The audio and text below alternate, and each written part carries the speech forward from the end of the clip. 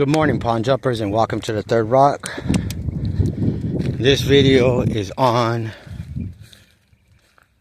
a Christian roommate I had the very first time I turned 18, and they sent me to jail.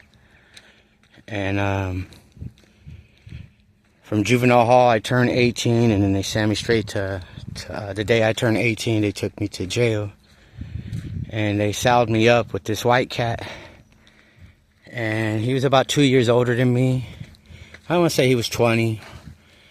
And anyhow, he was a pretty cool cat, real chill. I walk in the cell, he's there with his Bible and whatnot. But there was these two other guys. They were from the Nazi lowrider gang, and they were pretty tall. One of his name was Stretch. Really cool cat. There's a lot of Stretches out there, so it might not be the one you know. This was literally like 40 years ago, so he might not even be alive. We were all young. They were all older than me. It was my birthday. My birthday present, they sent me to the county jail. And so after weeks go by or whatnot, these two tall guys from these white guys from this gang, they keep going by my cell, and they keep, saying little stupid shit to my Sally, to my roommate, and he doesn't do that. And I talk to him every now and then when the door's closed or whatever, and like, hey, you're okay, everything all right? And I was just barely getting into this whole prison gang shit. I was green as hell. I didn't know what I was doing, but I had good camaraderie with everybody, and I didn't have no problems with anybody in there from none of the races. And especially, if anything, I had problems with anybody, it would be from my own race. Always hating on you and trying to be your dad, but they can't even take care of themselves. That's why they're in jail. And they can't even take care of their family, but they want to be your dad. It's pretty weird how that shit is. And anyhow, so these two white guys wanted to be this dude's dad, you know what I mean? And they were always on his leg and always going by saying stupid shit. But, that's my house too, So even though they're not directing it to me, they're disrespecting my house. So finally one day, I'll be totally honest with you, I was nervous as hell.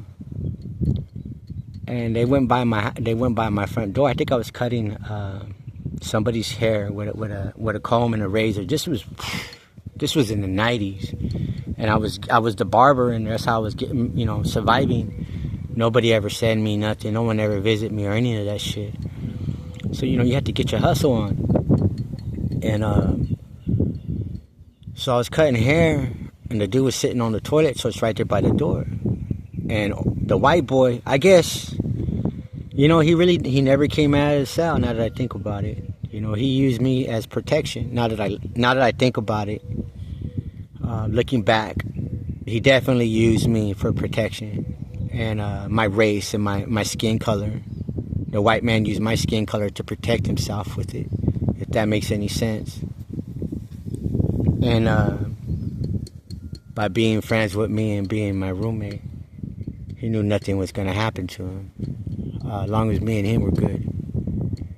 And they kept coming by bugging, and finally I pulled them over. I said, hey, let me talk to you two cats. I said, look, man, I'm gonna because every morning we back then they used to give us little 25-cent Kool-Aid packages that you could buy, and we would use those as poker chips.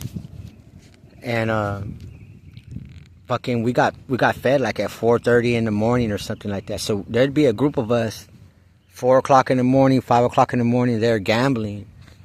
And so I told them straight up, I'm gonna get my coffee, I'm gonna come out here with the fellas, and we're gonna be out here, gambling.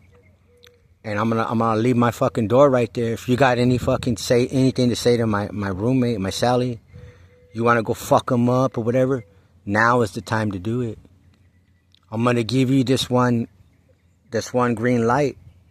That's when the turn green light had just came out a few years prior from the drive-bys and whatnot.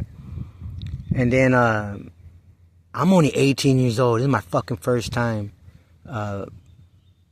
being there. I had been to YA before. And anyways, but I told him this is what I'm going to do. And after that, if you guys, I'm going to give you guys are badasses, right? You guys are both bigger than the dude. And there's two of you.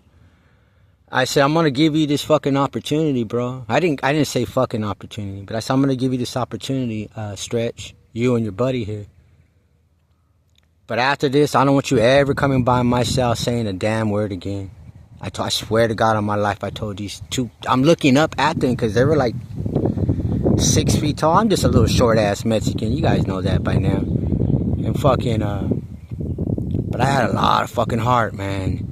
And I told him straight up, man, I didn't go tell none of the homies or none of that shit. I did what I said, what I did on my fucking own. That was my little house.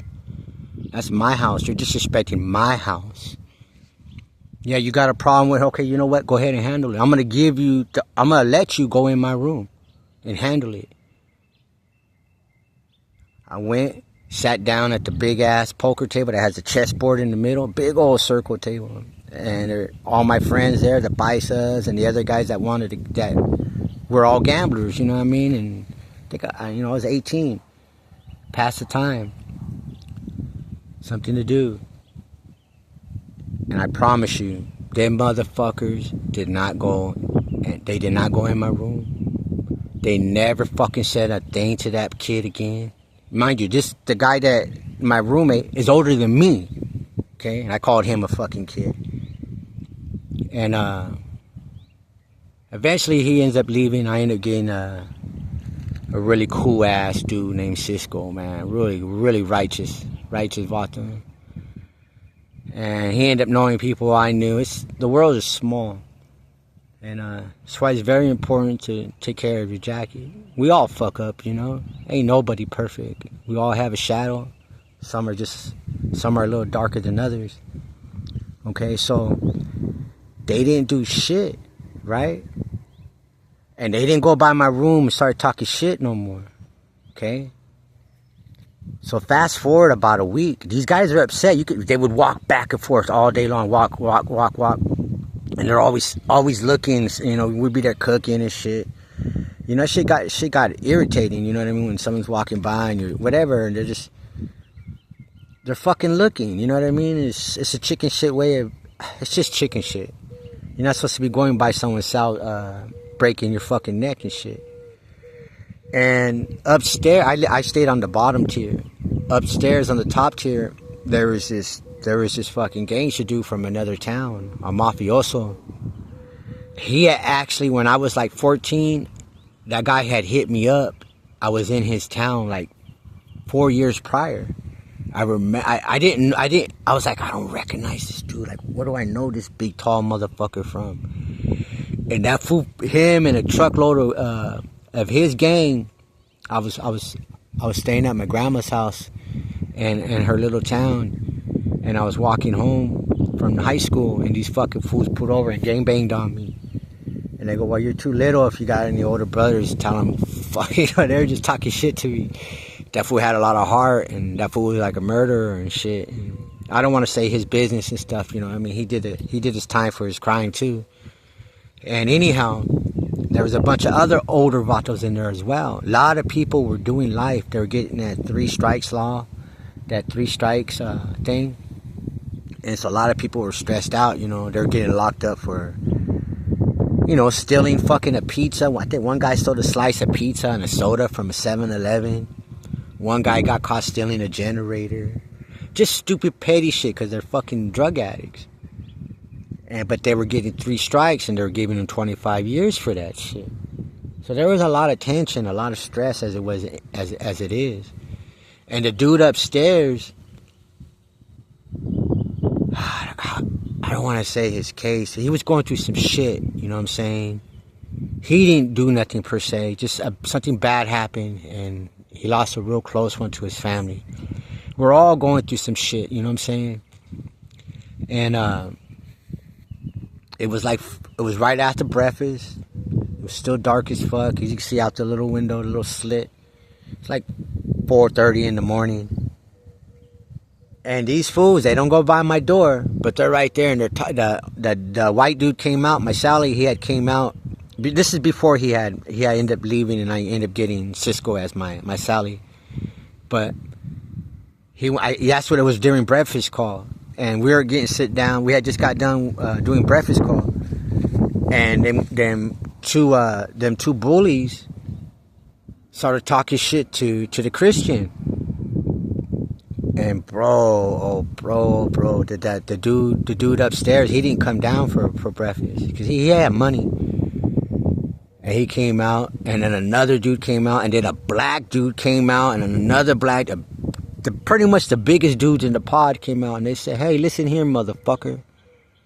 And he's standing at the top of the tier, and we're all down at the bottom on the bottom floor, and we're at the big table, me and my friends, and then two tall white guys are over there in the center of the day room, and he's telling them, "If I hear you say one more fucking thing about Christians, about the fucking Bible, you say one more fucking thing about Jesus, motherfucker." He goes, "I got a fucking Bible right there next to my fucking bed. I read every fucking day, motherfucker. Y'all got a problem with that motherfucker? Go fucking handle it. Otherwise, shut the fuck up. But I swear to you, say one more fucking thing. Say one more fucking thing about the Lord Jesus Christ, you piece of shit, fucking motherfucking piece of shit, trash motherfuckers."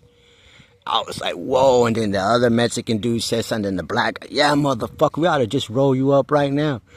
"Oh, no, it's cool. Yeah, you keep your fucking mouth shut about the Lord, piece of shit, just because you don't fucking believe in him. You got a problem with that fucking dude? Be a man and go handle it." I thought we were going to fucking have a riot.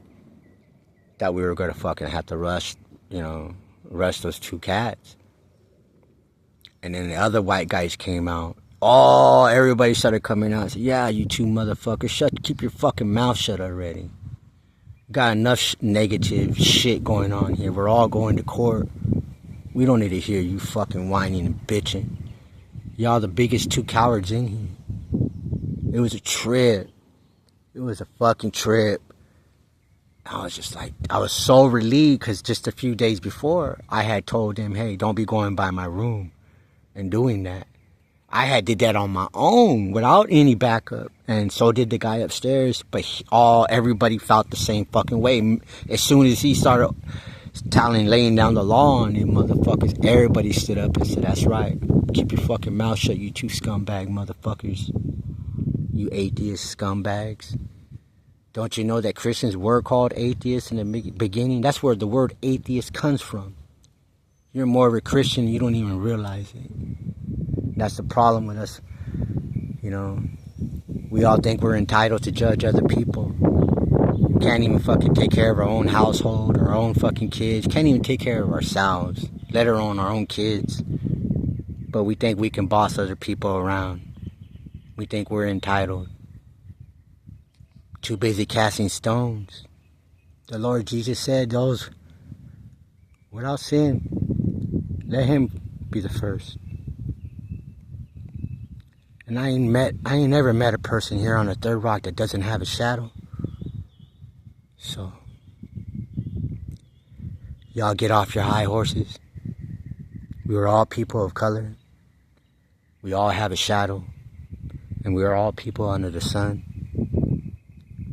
Try not to cast any stones on your walk on the Third Rock. Safety out.